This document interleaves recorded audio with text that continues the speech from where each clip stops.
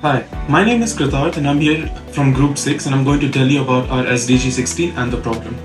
Our theme is cybersecurity and privacy and our innovation would be in quantum cryptography. Our SDG 16 would be partnership for the goals. Now I'll quickly tell you about the people in my group. The problem will be introduced by Holly and the background for the problem would be told to you by Irfan. The SDG 16 will be explained by Daniel and the solution would be by Ayman. The conclusion, Farish will do it.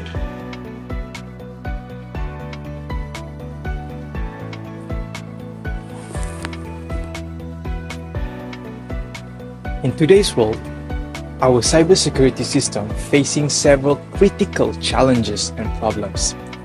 These issues leave our sensitive informations vulnerable. Now, let us take a look at a few biggest problems and challenges that we are facing in this modern world regarding to our cybersecurity systems. Firstly, inflexibility. Our current cybersecurity systems are becoming increasingly inflexible. This means that they're struggling to adapt with the new emerging threats and technology with rapidly evolving with cyber attacks methods. Thus, our cybersecurity systems are often one step behind. This because they weren't designed for today's challenges in mind, and this rigidity leaves our sensitive and private informations vulnerable. Secondly, man-in-the-middle attack. This is one of the most common and dangerous threat to our cybersecurity systems. Here, an attacker will intercept communications between two parties to gain full access to the sensitive information and even altering it, all without detections.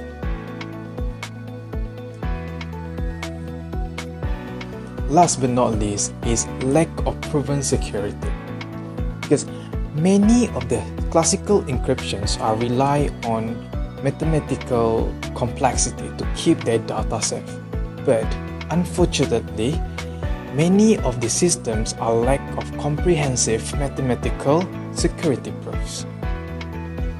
Because as the computing power increases, especially with the rise of quantum computers, these classical encryptions may become increasingly vulnerable and can get easily hacked or hijacked. Now, this is just a few examples of challenges and problems that we are facing in our cyberspace. And this is where quantum cryptography comes to play to tackle all these problems. But the question is, why would we choose quantum cryptography? Nowadays, the technology is going further than us, such as us as a student or even a promoter, and also people who diverse in their career might use encryption in their daily life. But in the governmental state, we can say that quantum cryptography will make a very huge difference in our society. In a sense, we can say quantum mechanics revolves around us, in the computers, in the solar system, and also in our body. But what makes quantum cryptography unique is that it is literally using qubits, which is quantum bits, rather than using a normal scientifically correct computer bits, which is 0 and 1. In binary codes, it is the simple thing that we can use in our computer nowadays. But then, using quantum mechanics, it changed that entirely, making sure that security is the #1 priority. Now, let's talk about quantum key distribution. Quantum key distribution is a key that is specifically used for quantum mechanics and in quantum supercomputers to run quantum cryptography. In nowadays, we can see that all of us are using the normal encryption method, which is just using a key and a lock. But using quantum key distribution, it distributes the key and also the lock in every single way possible using the quantum mechanics that even we as normal people cannot comprehend. Hackers nowadays will surpass us and surpass the government, but using supercomputer that diverse and indulge in quantum cryptography will prevent them from disturbing our nation nowadays and also our beloved society.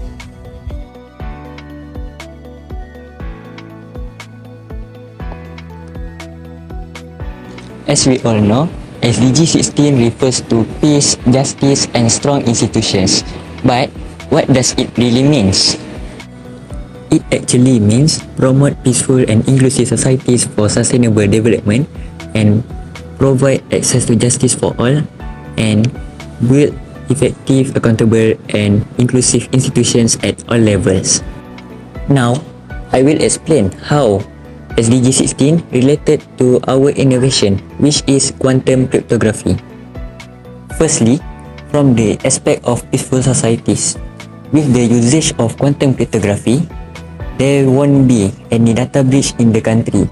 Hence, government confidential information will be extremely difficult to be leaked.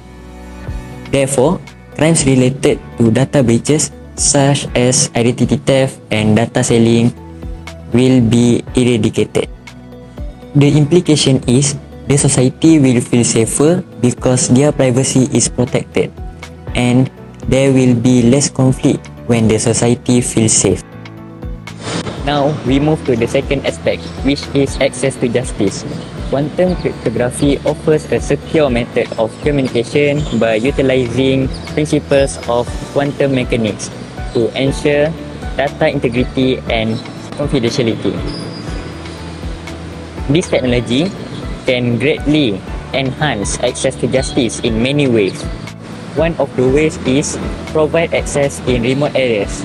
Secure quantum communication can facilitate legal services in remote areas where traditional methods might be vulnerable, ensuring that everyone has access to justice. For the final aspect, which is effective institutions, quantum cryptography affect effective institutions in many ways. Firstly, quantum cryptography can greatly improve the security of institutions. With the usage of quantum cryptography, institutions can achieve a higher level of data protection, and with that, the institutions can counteract on higher level of threat to steal their data. And finally, the institutions can gain more trust from the public because their interaction with public will become safer with the use of quantum cryptography. So why we have to use the newest way of encryption? First of all, it's very flexible. Why I say that? Because it's implement the key distribution method that allow for frequent changes and updates for the cryptography keys. In simple words, it means every second the sequence of the password will change. Second, quantum cryptography can avoid man-in-the-middle attack. Why I can say that? It is because a little bit change of the quantum bit, the sender or the receiver will immediately notify the changes of the quantum bits. Lastly, why I can say that quantum cryptography is the most secure way of encryption because no computer, even quantum computer, can break into the informations and cloning them. Why? Because if the hacker try to break or cloning them, it will change the quantum bits. Thus, it is proven that quantum cryptography provides trusted and secure security system.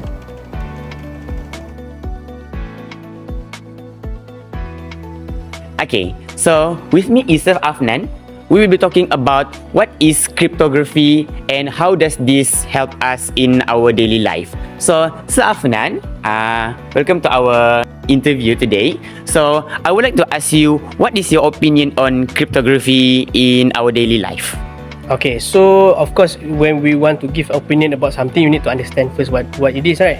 So basically, when we talk about cryptography, is a crypto, as the name suggests, crypto is means secret in English. So basically, you want to have a secret and then crypto and then graphy lah. So basically, you want to have when we talk about cryptography in general, is basically a process of encoding and decoding a certain files or a certain measure. So in general, when you want to encode something or decode something, you will have a password.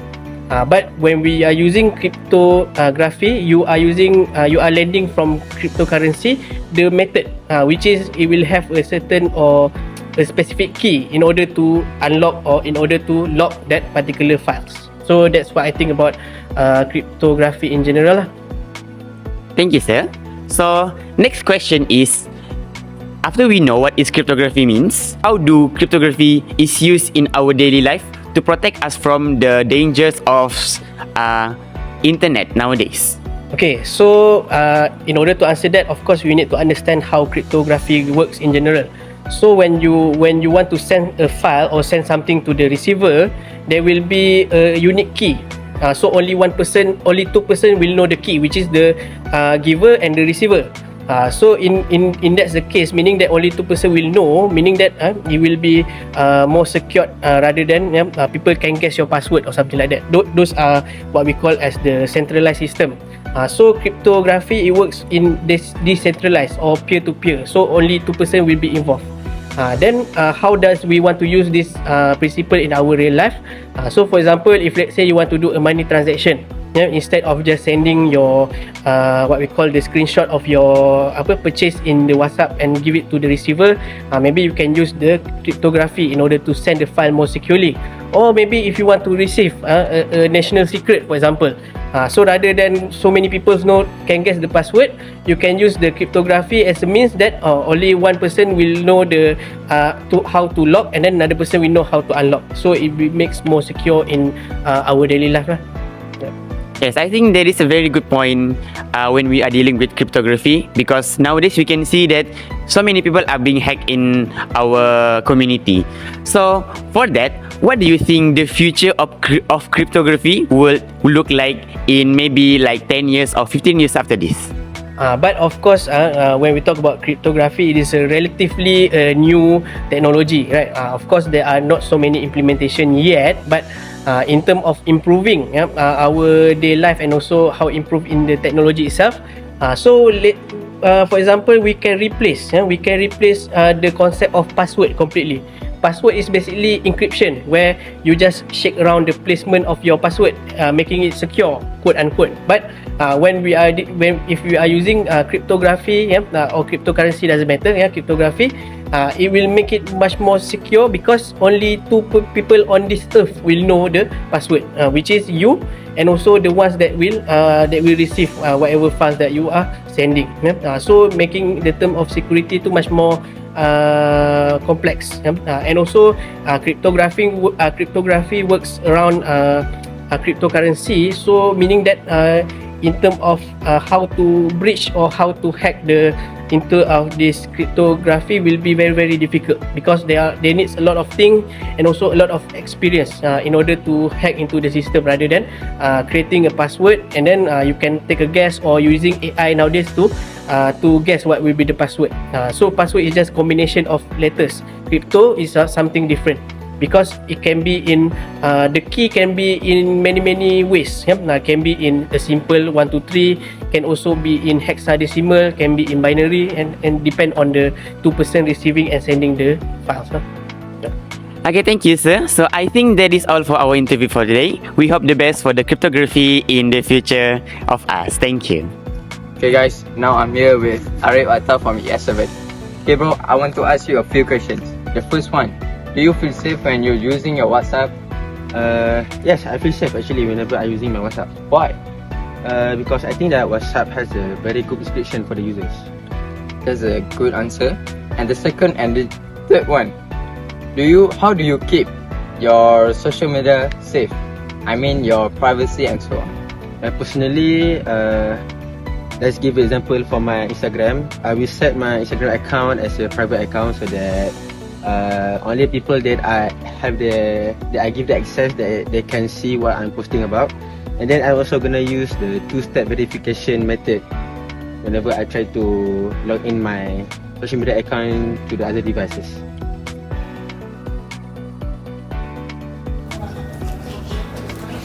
On all, quantum cryptography is a revolutionary advancement that's able to secure data. It implements the principle of quantum mechanics to ensure the safety and the confidentiality of the data itself. As quantum technology continues to evolve, quantum cryptography has the potential to safeguard sensitive information and overcome the weaknesses of the classical cryptographic methods.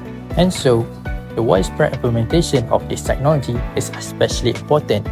One way we can do this is by lowering the price of the quantum cryptography devices. By lowering the prices, even citizens can afford this kind of technology and implement it in their daily lives. Not only that, but another way you can do this is by developing intuitive interfaces to facilitate use by non-experts. This way, even people who don't really have much knowledge about this technology are able to use this technology easily and help them understand on how to use those devices. This can help them implement this technology, which is quantum cryptography, in their daily lives. So, the implementation of this technology, which is quantum cryptography, is very important and should be more prioritized, especially since many people don't really feel safe whenever they're using their devices, like their phones, their laptops, when sharing their information online. Once we implement this technology in our daily lives, we are able to have a more secure and safe way to share our information with the people we know. Then we don't need to worry much about having our information leaked or even hacked by an external person or external source. That is currently all for this documentary. You have reached the end of it, and thank you all for listening. My name is Farish, and thank you very much.